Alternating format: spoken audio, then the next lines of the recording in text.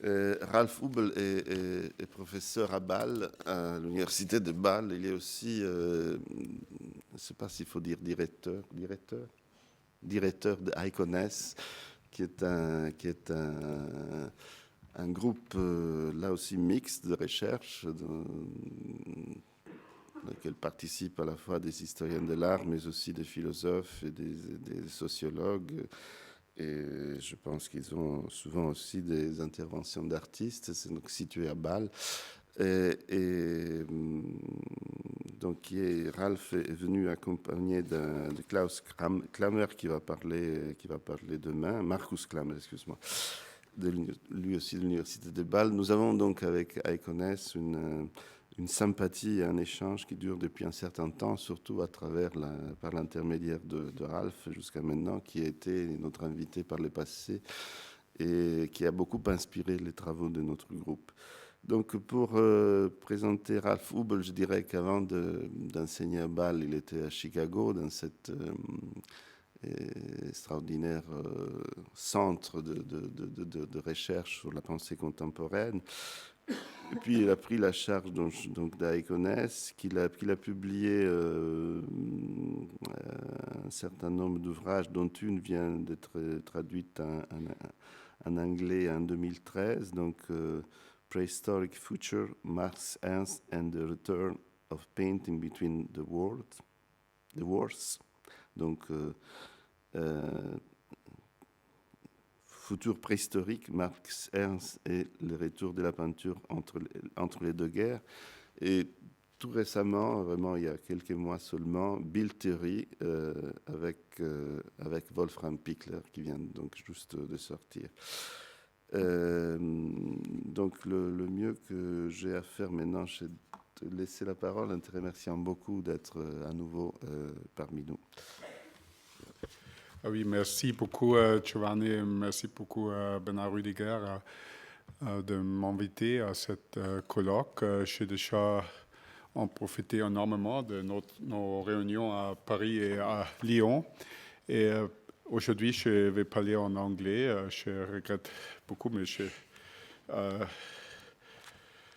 c'est une conférence, une contribution à l'histoire de l'art des années 60 que j'ai déjà fini il y a 5 ans dans le contexte d'un travail sur la notion de la topologie artistique, une notion évidemment très inspirée de Hubert Damisch. Et dans ce contexte, j'ai collaboré aussi avec mon collègue et ami Wolfram Pichler, avec lequel je viens de publier ce livre sur la théorie de l'image. Alors, j'ai changé un peu le titre de mon intervention à Dieter Roth's Promiscuous Topology. Et je pense que cette intervention, j'espère au moins que ça vous donnerait aussi une bonne idée ce que veut dire honte épistémologique. J'aimerais beaucoup cette notion que Emmanuel Thiblou a introduite à notre discussion.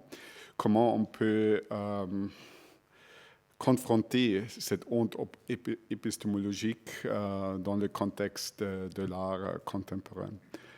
Alors, Dieter Roth's Promiscuous Topology. If the work of the Swiss artist Dieter Roth, painting, sculpture, drawings, installation, jewelry, furniture and carpets, music, film, photography and video, books, prints, not to forget his extensive literary oeuvre, would allow for any brief characterization at all, we might call it a promiscuous art. An art that mixes different materials, techniques, and media with the goal of accelerating an irreversible process of entropic amalgamation. The most obvious example for this mixing of techniques and genres examples certainly his installation works, such as garden sculpture, started in 1968 and finished in 1996. I want to start with a short glimpse at the career of this concept of entropy in post-war art. A concept of entropy developed in the 50s and 60s in cybernetics or information theory found significant resonance in the visual arts, as well as you can see in the work and writings of Robert Smithson, Rudolf Arnheim, Robert Morris, Ed Ruscha, or Dieter Roth. For the early Dieter Roth, the Dieter Roth of the 50s and early 60s, who was affiliated with concrete art, it was the information aesthetics of the German philosopher and theorist Max Bense that set the course of his early career. Max Bense was the leading theorist of concrete art, not only in Germany, but I guess worldwide. In Dieter Roth's early,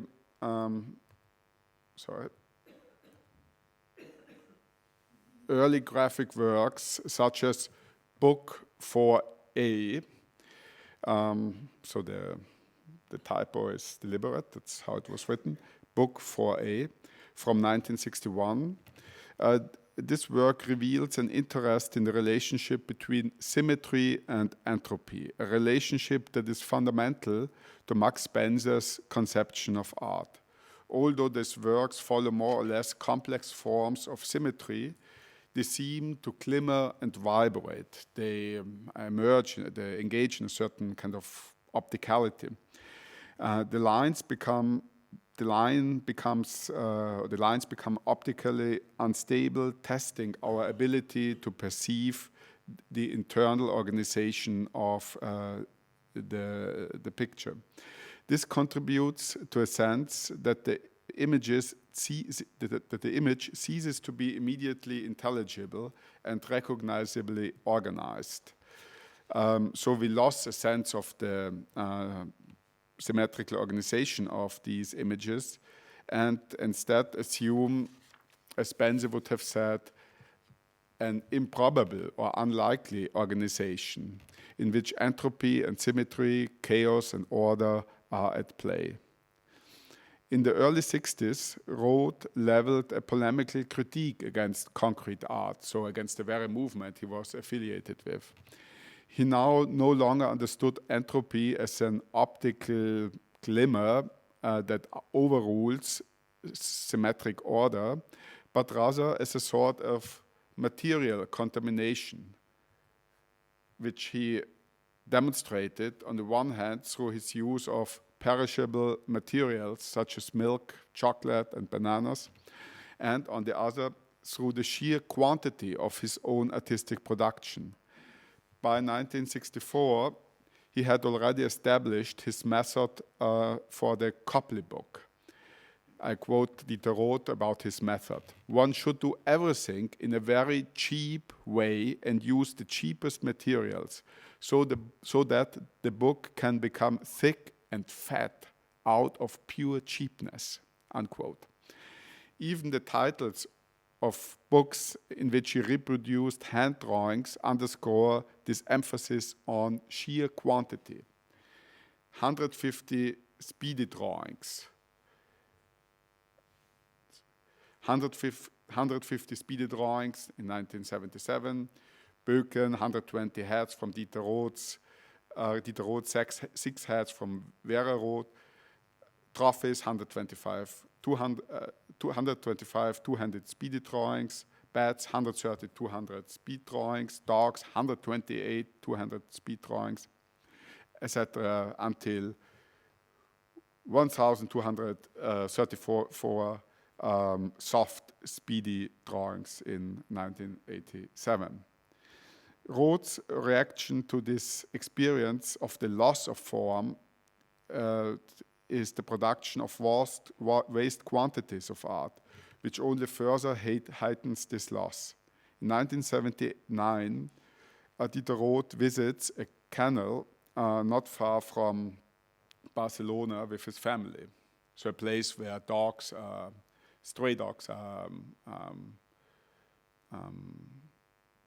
brought and kept. So he visited this kennel close to Barcelona. There wrote answers to the continual yelping and barking of the animals with 1,600 speed drawings, while his sons make over 1,000 pictures and record over 24 hours of sound, basically barking and yelping. The installation, Tibidabo 24 Hours of Barking, represents the audio and visual archive of this event. So this is, you have seen the installation. This is the installation with the audio and the visual archive of this event. So another example of Dieter Roth's insistence on sheer quantity as a strategy to undo any kind of formal, or at least visual formal coherence. Out of this flood of work, we can again and again make out a clearly recognizable and distinct form, the self-portrait of the artist. But how can an artist distinguish himself or herself if he or she surrenders fully to this process of entropic amalgamation? In creating a self-portrait out of birdseed, its title is Self-Portrait as Birdseed, Roth left it to the birds to eat and to digest his work after all. So does embracing entropy mean anything else than acknowledging and magnifying such processes that help all the time with or without artistic intervention? And how did Roth conceive of his own subjectivity and his own social world in response to this welcoming of irreversible amalgamation? So what I want to ask today is, given this diagnosis that is, so to speak, basic to Dieter Roth's work, that art can do nothing except embracing entropy, embracing a process of irreversible amalgamation, what actually is the artistic agency? What is actually what an artist can do if art is only about embracing what happens after all the time? I want to give you a very specific, hopefully very specific historical description of how Dieter Roth embraced and at the same time responded to this diagnosis of irreversible amalgamation. And I want to contextualize his response in the history of post-war modernism, particularly in the history of concrete art and how concrete art intermingled with the emergence of information art and digitalization. So in order to describe the point of departure of Dieter Roth's art, I would like to first turn to one of the most well-known, important works of concrete art, Max Bild's Endless Loop of 1935. In his essay, The Mathematic Mentality of the Art of Our Time from 1949, Max Bild presents an explanation of this particular work. Mathematical models of space, according to Bild, are a source of fascination for contemporary art in a way that corresponds to the fascination African art held for Cubism.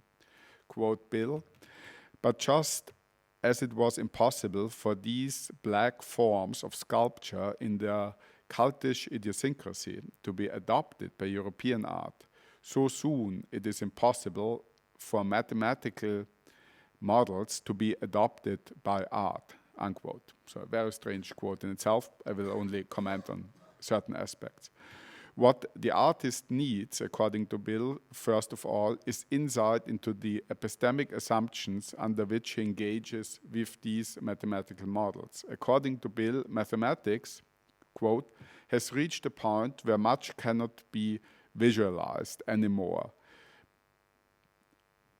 Many conclusions can no longer be visually made visual. That's how he describes this. From this, Bill concludes, quote, human thought needs to find support in the visual.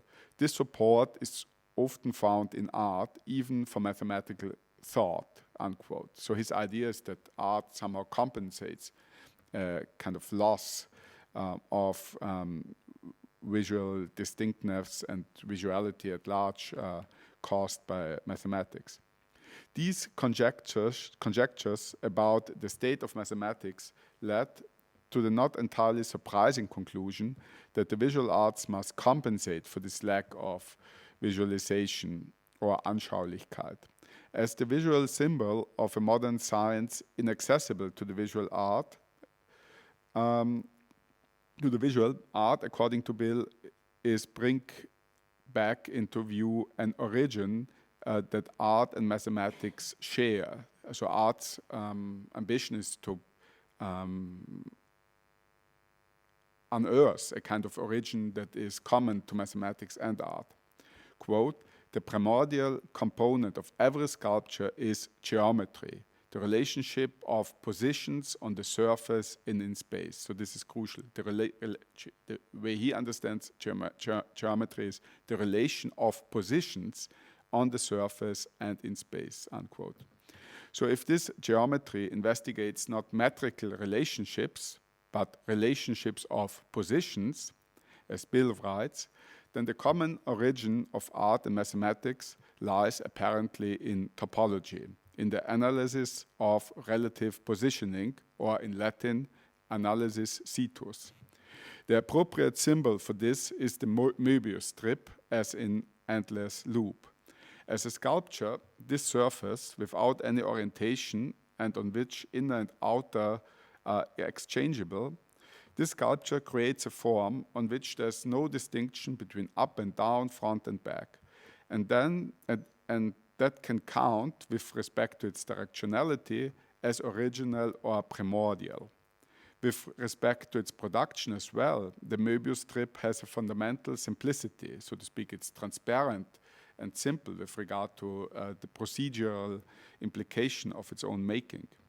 As an introductory example, present in countless textbooks and popular literature and mathematics, the Möbius strip serves as familiar evidence for an intuitive convergence of art with mathematics. The sculpture carries particular symbolic weight because it was carved in granite, a stone that not only references the irreversibility of geological processes in a particularly vivid way, but as a hard material, leaves even the stone mason little room for revisions. In short, a primordial artistic mathematics, as Max Bill imagined it, can be visualized, it can be fashioned through readily intelligible procedures, such as making a Möbius strip, and it allows for a certain freedom in the sense that one can discover, with their help, possibilities for reversal and inversion in entropic nature. So this, so to speak, foundational art of artwork of concrete art from the 30s, we will see, will become important for Diderot in certain respect, but in a very polemical way. But to understand how Diderot refers to Max Bill's Möbius strip in a polemical way, we have first to understand how concrete art developed in the 50s and 60s and how it developed in the context of technological innovation. Concrete art is an aesthetic art in the strictest sense of the word. Max Spencer, so this theoretician of concrete art I've already mentioned, he underscores this point in that he no longer speaks of works, of artworks, but rather of aesthetic objects or aesthetic states. One could say they're no more artworks, they're merely objects, aesthetic objects. Objects that trigger a certain aesthetic response. Sculptures like the endless loop no longer interest Max Spencer as products of artistic practice, nor for that matter as expressions of artistic subjectivity, but exclusively as objects capable of triggering an aesthetic experience. For this reason, he welcomes the replacement of the artist with the machine. In 1961, Max Spencer, here he is, Max Spencer writes, quote, "Nothing prevents us from effecting such control and its disruptions through the consciousness of an author or through the analogous function of a machine," unquote. Spencer's zeal for teaching and organization proved especially effective at winning over a generation of technically skilled students at the Technical University of Stuttgart for the project of an information aesthetics. Two mathematicians, Georg Nees and Frieder Nake, so here's a work by Georg Nees, offered practical evidence with the first computer graphics that no artist is required to produce aesthetic objects. Through the publication of these images in one of his book series and through an exhibit in the student gallery at the university, Max Spencer sought to ensure that they would be seen as the extension of concrete art into advanced technology.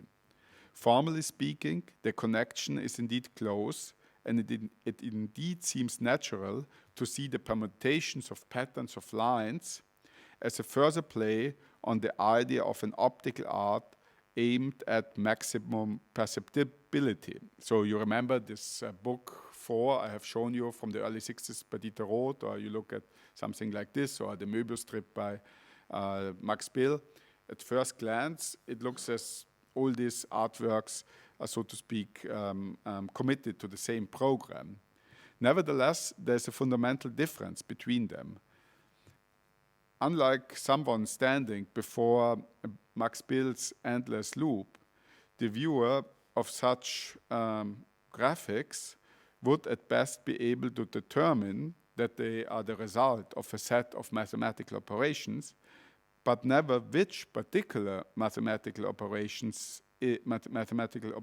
is at work in a given case.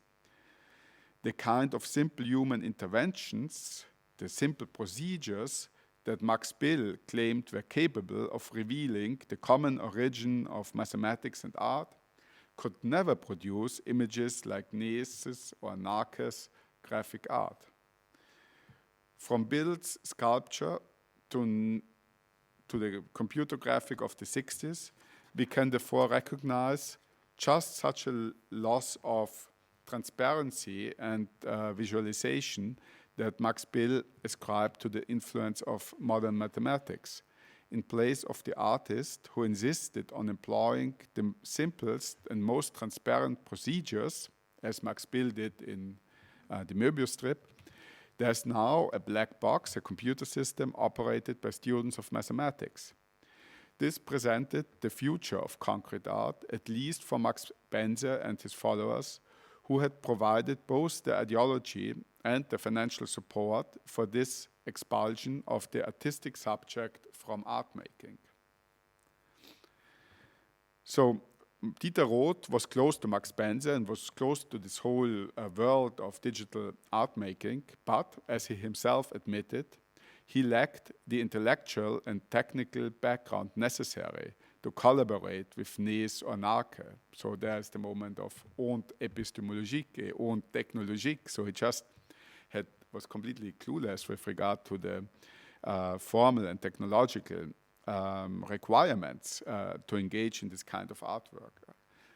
In contrast to those who saw computer graphics as the continuation of abstraction, concrete art, or op art, Dieter Roth was by no means satisfied with what was put before his eyes. So he was not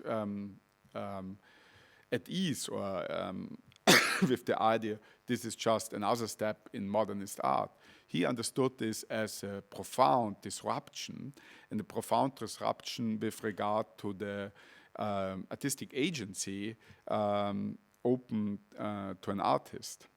So he drew conclusions from the shifting conditions of production within concrete art, because of his lack of technical knowledge and equipment, these conclusions could only be, quote Diderot, primitive, ironic, bottomless, clueless. So those are quotes by Diderot.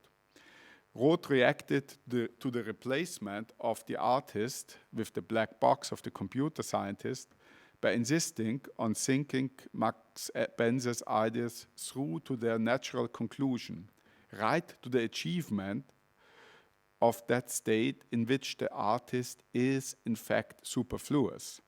What is then to be done? What is then to be done with the remains of the subject, with the corporal and intellectual excretions that, far from disappearing, become instead all the more obtrusive as soon as the artist assumes the heightened productivity of a data processor? So what's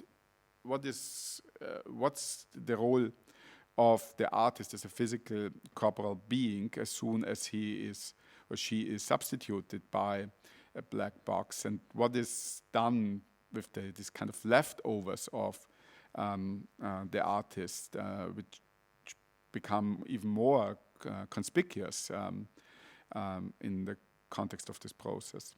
Roth imagines for himself a subject or a subjectivity that operates exclusively with what is most properly his own and yet is nevertheless foreign, with his own abandoned and entropic refuse or waste.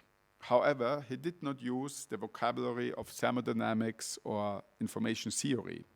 He called entropy by its popular name, using it as the title of his collection of poetry.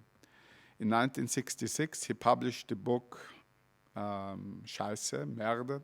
In 1968, the Collected, and in 1973, as volume 13 of his collected works, the complete collection of the poems with all illustrations. An artist who writes such texts takes on a certain form that Roth will describe precisely. So Roth had also a very precise idea of what kind of artist, what is the form of the artist who writes texts like this and who thinks about his own, let's say, entropic leftovers in these terms. The form of the artist is a ring or torus and simultaneously a fold. First of all, let's speak a little bit about the ring or the torus. In his programmatic treatise, Mundunculum, published in 1967, Roth writes, so this is Mundunculum, which is, so to speak, his programmatic work, and it's a kind of theoretical work, extremely ambitious, and I only want to give you a short, it's not written, it's partly written in alphabetic language, but most it's written in this kind of hieroglyph, self-invented hieroglyph. But here's an alphabetic language, a quote of his: "Between its two-dimensional front and its two-dimensional back, or its n-dimensional inner foreignness, foreignness as that which is not occupied by ourselves and is believed, felt, longed for, described, or what else, and its n-dimensional outer foreignness, this sign creature, or even, gladly, the living creature, should be imagined here as a ring that includes as well as excludes an inner and an outer foreignness." So in order to make clear that the ring mediates between inner and outer foreignness, in other words, between the physical and psychic refuse of the subject, Roth draws it as a Möbius strip.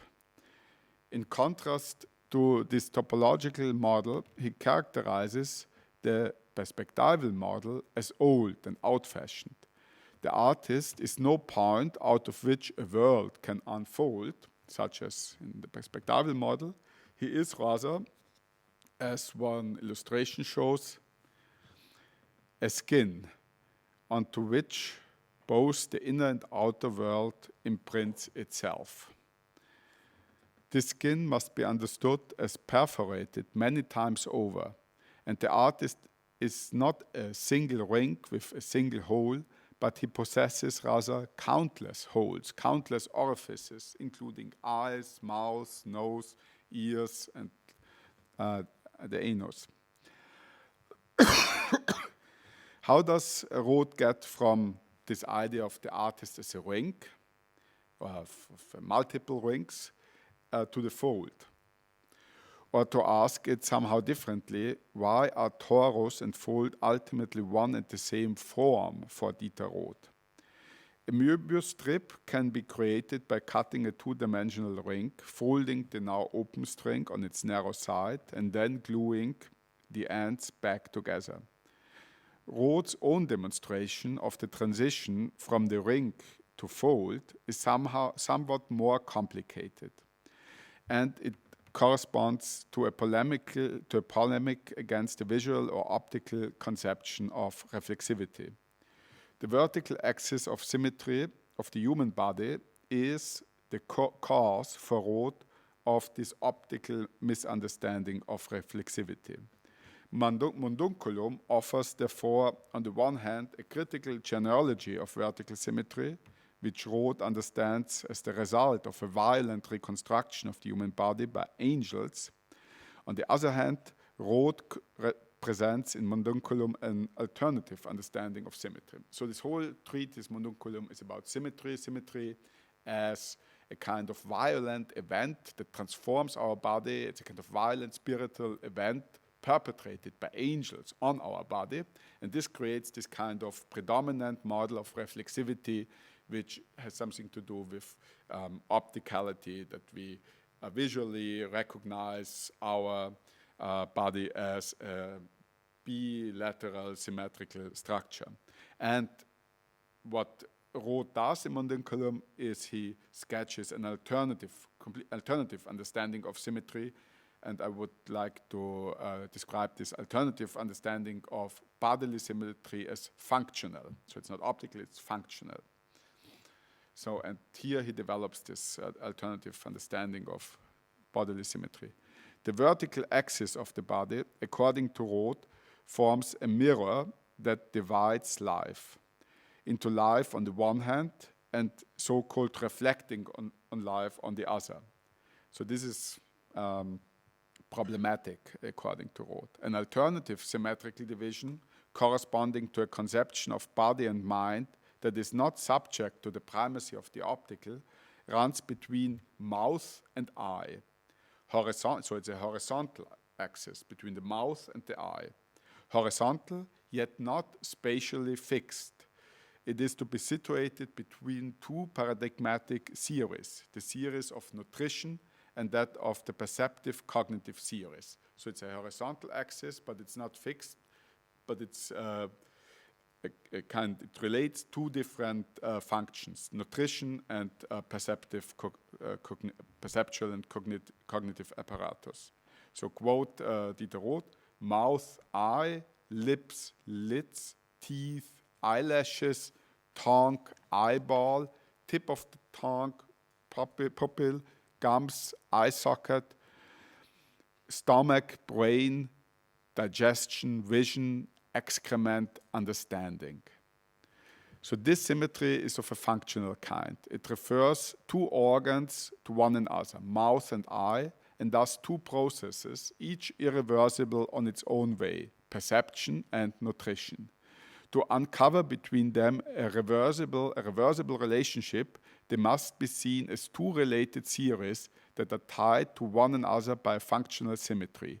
And at the end of each series, excrement and understanding, they can be linked to one another in this way, that an oppositely symmetrical reversible hyperstructure between eye and mouth becomes visible. So the whole idea is that we have two series of irreversibility, from perception to understanding and from eating to excrement, and these two irreversible series are put into a kind of symmetric and that is reversible relationship to each other. In other words, the human organism must be understood as it could be divided along along a line separating thought and excrement so that vision and digestion, lids and lips, eye and mouth could be folded together to fit precisely on top of one another. Roth brings the various orifices, the various openings and holes of the human body into relationship with one another. A relationship that can be described as a fold or hinge between two symmetrical functions. So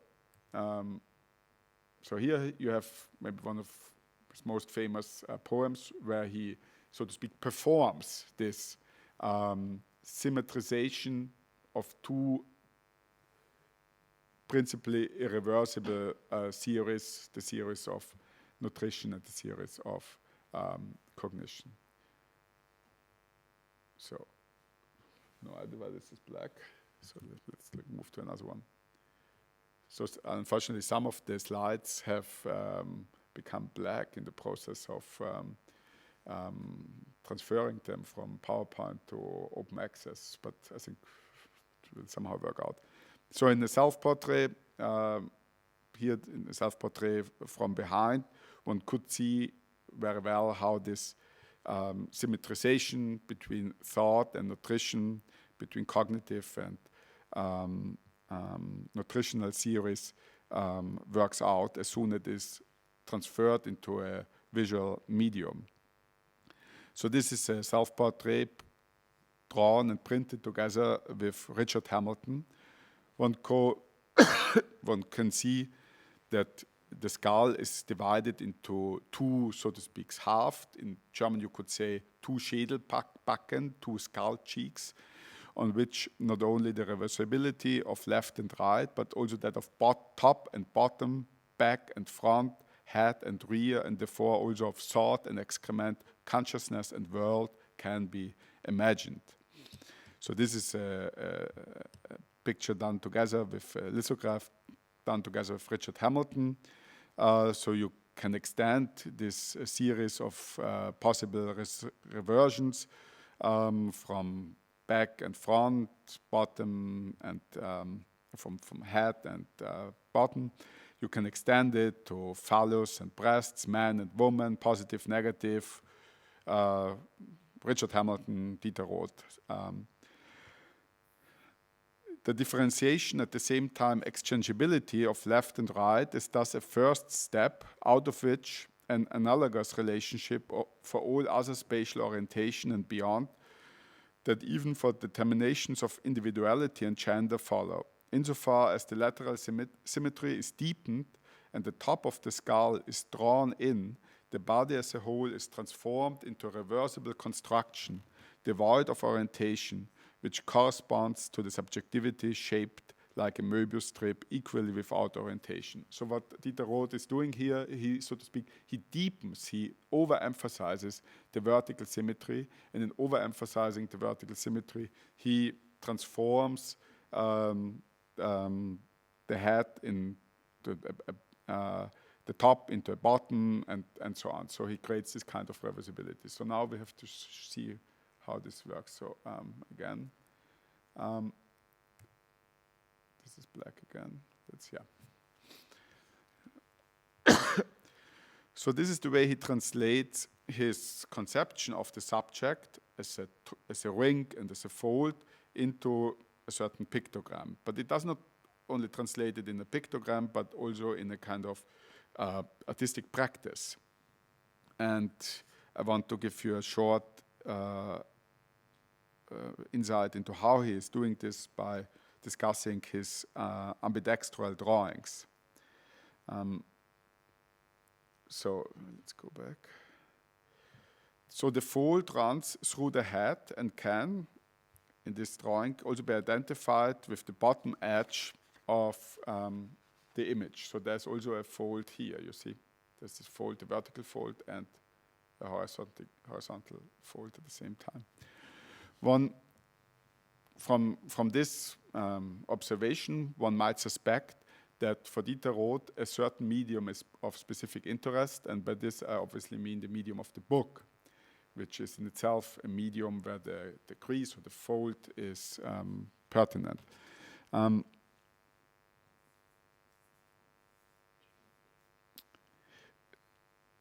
So this is a book that reproduces his ambidextral drawings. And now let's look a little bit on how he's doing these ambidextral drawings. And so by looking at the process, we are just doing what we would do if we open the book or if we take the book, because on the book cover, there are these pictures of Dieter Roth making his ambidextral drawings. So before the first mark is made on the page, the body of the draftsman has already assumed a specific position and is thus related to the material conditions of making these drawings. And what are the material conditions? The material conditions are determined by the symmetrical fold of the sheet of paper. So what Dieter Roth is doing, he correlates or relates his own symmetrical axis to the symmetrical axis of the piece of paper, the sheet of paper. So on the front and back covers of Trophies, a book in which 200 drawings are reproduced, there's a photograph of the artist at work. Roth draws with both his left and right hands simultaneously. The page is divided in half by a crease, and the lines drawn by the two hands match one another as in the mirror image. As we saw already, in the pictogram, his self-portrait pictogram, the distinction between left and right is deepened, literally through the crease in the page, and thus makes clear the exchangeability of both sides. Again, it is more than one distinction that is reversed, not only the distinction between left and right, not only the distinction between two directions, left and right, but also that between two hands, between one hand, which is normally the right one, and the other hand that is gauche, it's the wrong one. And again, just as in the pictogram, the self-portrait, the speciality of the human body is transformed. Two-handed drawings demand a different arrangement of body, paper, table, and pencil, a different arrangement from standard drawings. Its most important feature is the fold and symmetrical division of the page.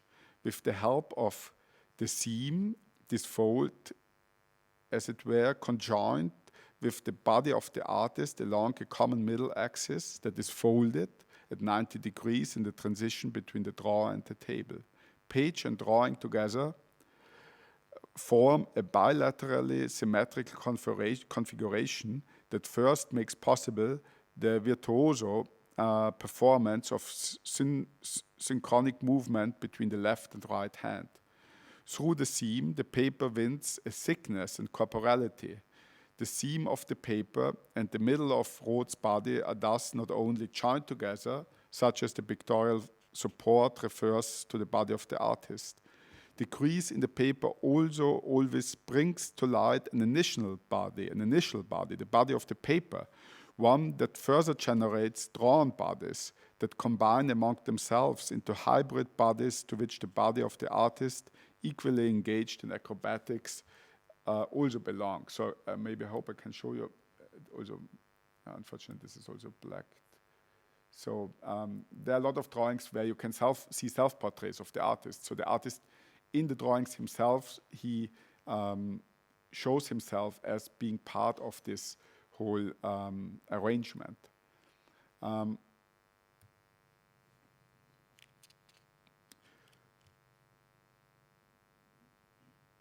So in short, the artist as a subject is in itself reversible, just as one passes on a Möbius strip from outside to inside without noticing, or just as one never knows in Trophies if one is holding the book correctly.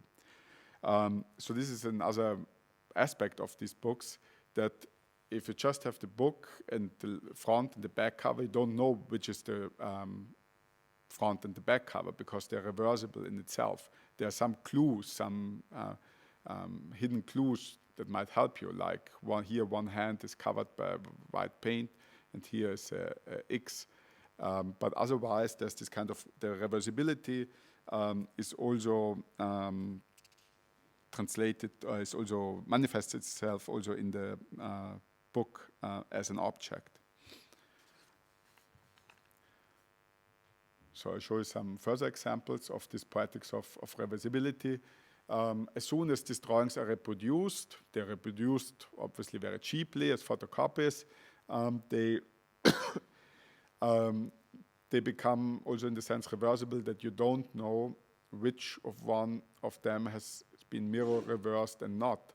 And Dieter Roth deliberately cancels out this inscription here, because this inscription would have revealed to us which one of these two drawings is the original, or and the other is the mirror reversed copy. So he does everything to emphasize the irreversible reversibility in these book objects. And I also want, so unfortunately this drawing has also somehow been lost during our translation from PowerPoint to open access. So I have to, I won't show it to you, but I have to explain to what's the point of this drawing. This drawing is, as you can see from the legend, it's done by Dieter Roth and Björn Roth. Björn Roth is his son. So it's an ambidextrous drawing, a drawing done by left and the right hand, by two people. So it's a drawing done by father and son, and at the same time it's an ambidextral drawing. You can see that it's quite uncanny. You could, what Dieter Roth and Björn Roth are doing here is to perform the idea that even the relationship between father and son, so something which seems to be temporally and logically and genealogically completely irreversible, might be a reversible relationship. That father and son can be reversible in the same way that left and right can be made reversible in the performing these ambidextrous drawings. So, and to conclude, I just want to give you another example of how Dieter Roth enacts this poetics of reversibility, and I hope now all slides are available. And it's a very different kind of artwork. It's his last installation work, and it's a deeply melancholic and moving work. It's titled Solo Scenes. So it was produced between 1997 and 1998. He died in 1998, and consists of 131 video cassettes and 128 monitors, all of which are presented in 3 sets of shelves. The sides have 14 monitors each, so each part of this triptych has 14 monitors. The videos contain recording made in Roth's 5 studios in Basel, Iceland, and Hamburg. At first, one might think that Roth installed surveillance cameras in order to capture himself engaged in his daily routine. So here you can see some of the shots. But unlike surveillance cameras that are usually installed in a corner and near the ceiling in order to capture the entire room, the camera here is normally simply placed on a table.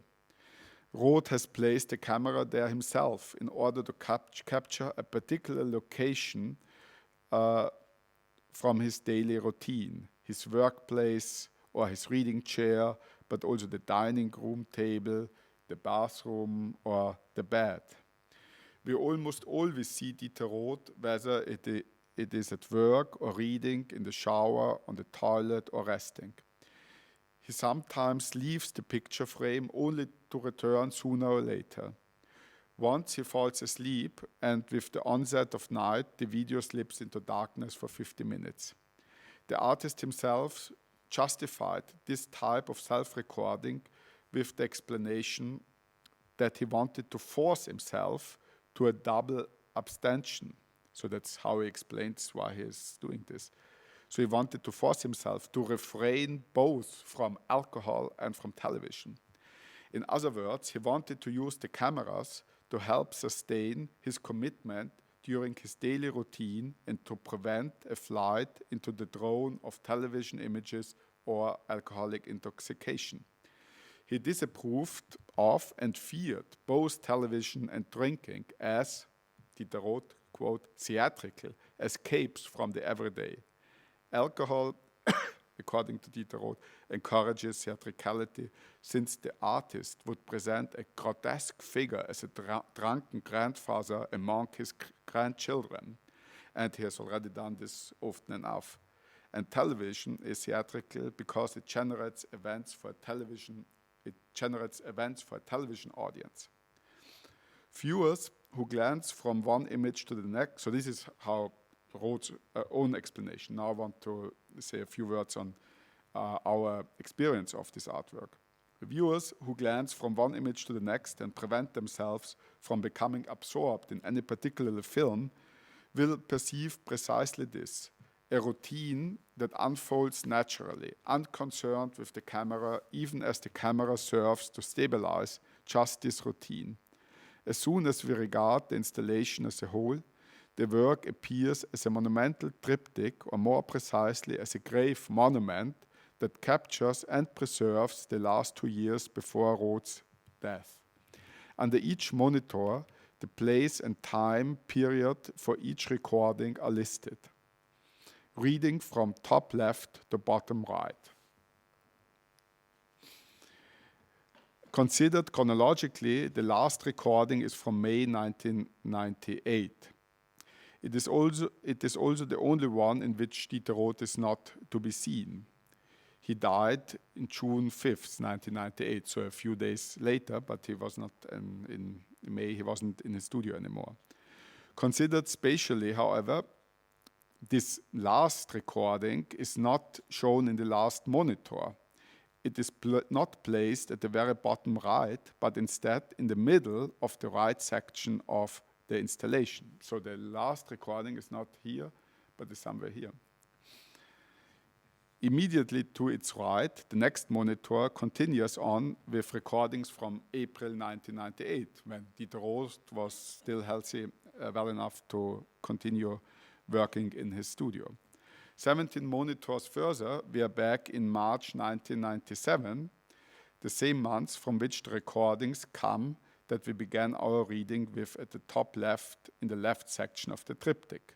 So you already, I'm sure you already guessed what I want to tell you. So here, the last monitor is from March 1997, and here sorry? So the last monitor on the right is from March 1997, and on the left, the first starts in March 1997. And the video that has been, chronologically speaking, has been the last one, is shown in the center of the right part of the triptych. So seen in this way, the triptych is also a reversible loop.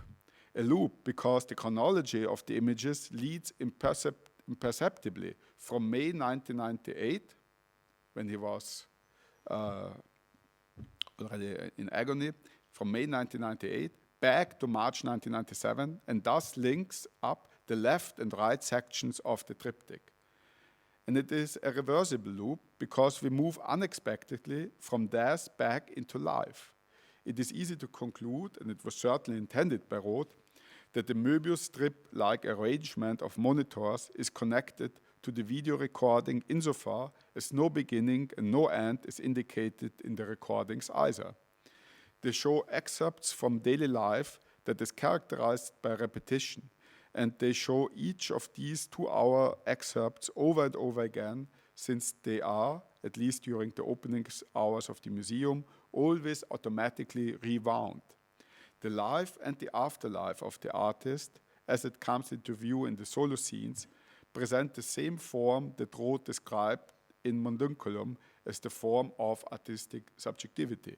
So it's the same form insofar as irreversible processes are subjected to a kind of reversible formation. The irreversible processes of the daily routine of taking a shower, going to the toilet, eating, working, etc., they are they are subjected to a reversible form.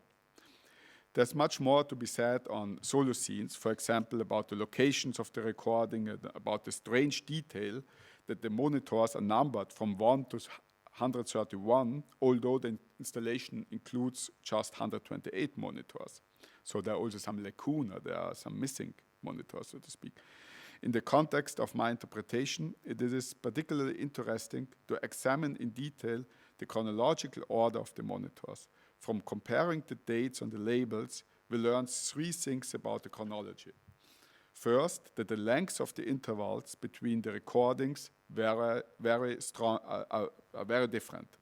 Second, that some of the recordings are not continuous, but contain material from 2 different days. And third, that at 2 instances, the spatial sequence of the monitors deviates from the chronological sequence. I would suggest that these details could be understood as means to disrupt or at least perforate the continuity of the temporal Möbius stripe that ties all the 128 monitors and recordings together. So let me conclude my talk with a short summary. In conclusion, I would like to briefly again summarize the historical situation in which Dieter Roth developed his interest in the Möbius strip and how his poetics of reversibility responded to these conditions. Concrete art, as Dieter Roth came to know it in the 50s and 60s, features a primitivist and at the same time constructivist tendency.